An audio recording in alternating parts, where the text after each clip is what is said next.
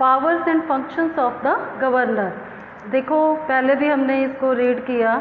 जो हमारे गवर्नर हैं वो सीएम को एडवाइस करते हैं। सीएम जो भी अपना फैसला देता है, किसी भी मेंबर को इलेक्ट करना है या कोई भी ऐसा डिसीज़न होता है, तो गवर्नर उस पर स्टैंप लगाकर उसे पास करते हैं। तो उनके पास क्या क्या पावर्स हैं? मेनली जो गवर्नर हैं they has two capacities, act as two capacities. One is as the constitutional head of the state. जिस तरह से प्रेसिडेंट इंडिया के लिए करते हैं, इंडिया के जो हेड होते हैं, ऐसे ही जो गवर्नर है वो स्टेट का फर्स्ट हेड होता है। संवैधानिक अधिकार उनके पास होते हैं। Now second capacity of governor, act as an agent of the central government.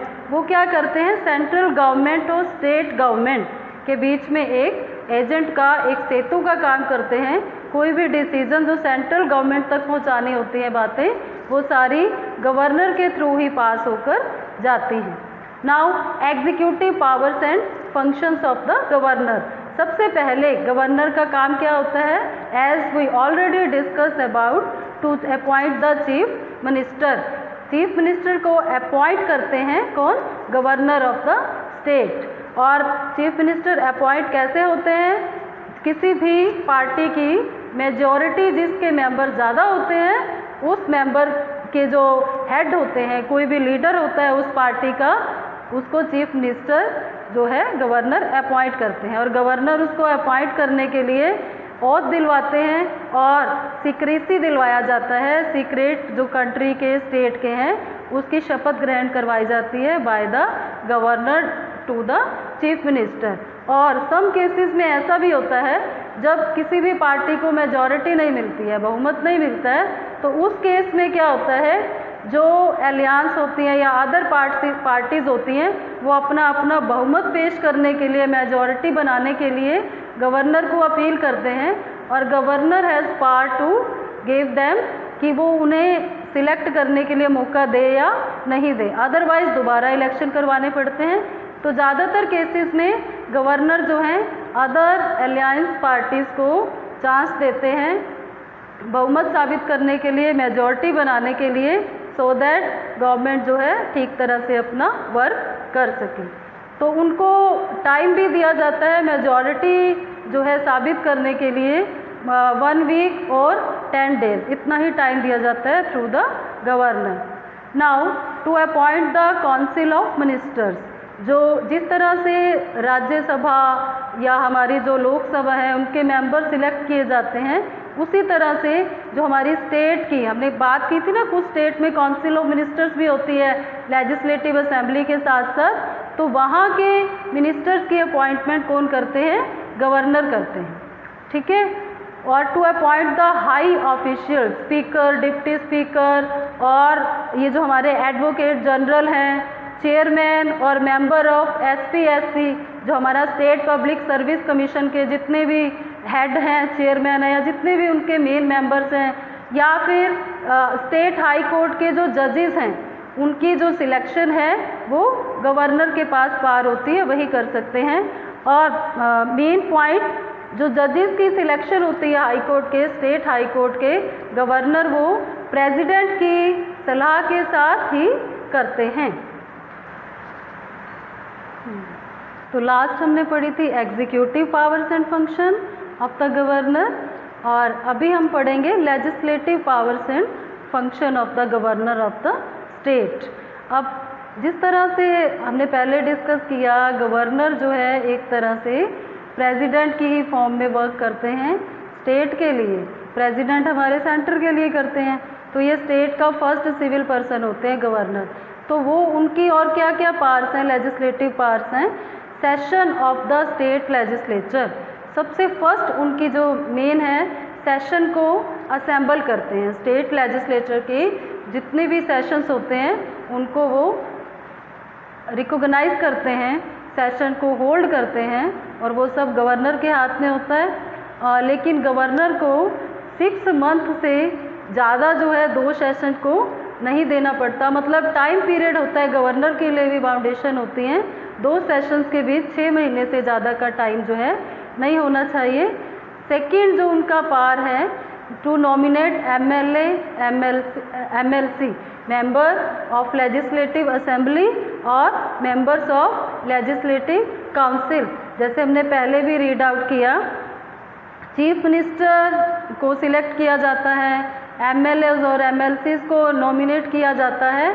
उनमें से एक होता है एंग्लो इंडियन सोसाइटी का मेंबर, जिसको फ्री हैंड गवर्नर जो है सिलेक्ट कर सकते हैं एज अ लेजिस्लेचर मेंबर, और वो उनको श्योर करना होता है कि उस कम्युनिटी का, एंग्लो इंडियन कम्युनिटी का कोई मेंबर अगर एडिक्वेट मेंबर लेजिस्लेटिव असेंबली में उसे प्लेस नहीं मिला तो governor has full power to elect one Anglo Indian member in legislature. और सेकंड क्या करते हैं, गवर्नर के पास पावर क्या है 1/6 मेंबर टू SLC जो स्टेट लेजिस्लेटिव काउंसिल है, उनका 1/6 मेंबर जो है वो सिलेक्ट करते हैं। और वो मेंबर्स किस में से सिलेक्ट करते हैं, ये जो मैंने यहाँ पे ये क्लास लिखा है आपको इजीली याद हो जाएगा। ये हमारे डिफरेंट पार्ट्स हैं। Class means cooperative society, cooperative society का मेंबर, लिटरेचर में किसी भी पर्सन को सिलेक्ट कर सकते हैं, इसी तरह आर्ट, इसी तरह साइंसेज में और सोशल सर्विसेज में।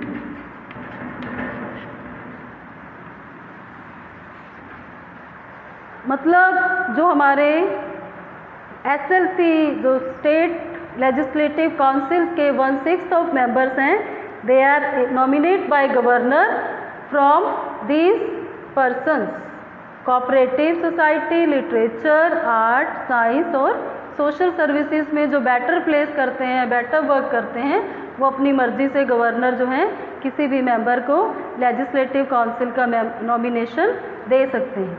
Now to address the legislature, देखो गवर्नर जो है फर्स्ट पर्सन है स्टेट का, तो सबसे पहले वो लेजिस्लेचर को एड्रेस करते हैं, और जब वो उन्हें एड्रेस करते हैं तो उनका मेन पॉइंट क्या होता है, स्टेट पॉलिसी को डिस्कस करना।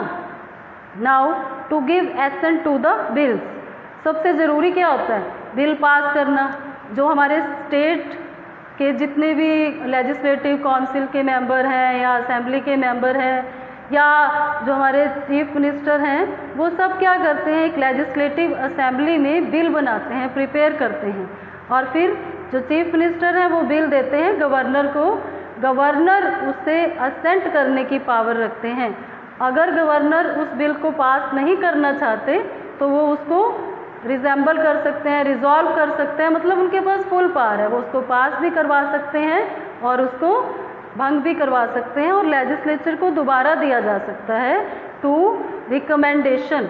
अगर कोई अमेंडमेंट नहीं होती लेजिस्लेचर के द्वारा विद इन 14 डेज और पर्टिकुलर टाइम पीरियड, तो गवर्नर को उस बिल को ऐसे ही पास करना होता है, and that condition governor has not power to assent that bill. Now to promulgate ordinances, अब जो हमारे गवर्नर हैं प्रेसिडेंट की तरह ऑर्डिनेंस पास कर सकते हैं। ऑर्डिनेंस यानी कि अध्यादेश, क्लियर इसका मीनिंग है ऑर्डर। जो भी ऑर्डर हमारे गवर्नर देते हैं, जब हमारी स्टेट लेजिस्लेचर नहीं चल रही होती, सेशन नहीं हो रहा होता, उस समय गवर्नर का जो ऑर्डर है वो एक परमानेंट लॉ बन सकता है with the discussion of state legislature and president. ठीक है, उनका जो अध्यादेश है वो परमानेंट कानून के रूप में लागू किया जाता है और वो पूरा ही बहुत ही अच्छी तरह से वर्क करता है। Now to dissolve the state assembly, as we discuss previously कि जो गवर्नर है या प्रेसिडेंट है उनके हाथ में, जो गवर्नर के हाथ में तो स्टेट असेंबली को डिसॉल्व करने की पावर है, और जो प्रेसिडेंट है वो सेंट्रल असेंबली को कर सकते हैं, लोकसभा को, ठीक है, राज्यसभा को। तो स्टेट असेंबली को डिसॉल्व कर सकते हैं गवर्नर, अगर उनको लगे मेजॉरिटी जो है, पहले हमने डिस्कस किया ना, मेजॉरिटी अगर नहीं है एक पार्टी की, तो दूसरी पार्टीज़ को चांस दिया जाता है, मेजॉरिटी प्रूव करने का टाइम दिया जाता है, और इन बिटवीन ये जो अलायंस पार्टीज़ होती हैं इनके बीच में कोई भी मतभेद हो जाए या कन्फ्लिक्शन हो जाए और गवर्नर को लगे कि स्टेट के डिसीज़न प्रॉपर नहीं चल रहे हैं, पार्टीज़ में कन्फ्लिक्शन ज़्यादा हो रही हैं, तो वो स्टेट असेंबली को डिसॉल्व करने के पार रखते हैं। ठीक है बेटा, तो लेजिस्लेटिव पावर्स, उनके फंक्शन, एग्जीक्यूटिव, इन सब को आप अच्छे से अपनी बुक में से भी रीड कीजिएगा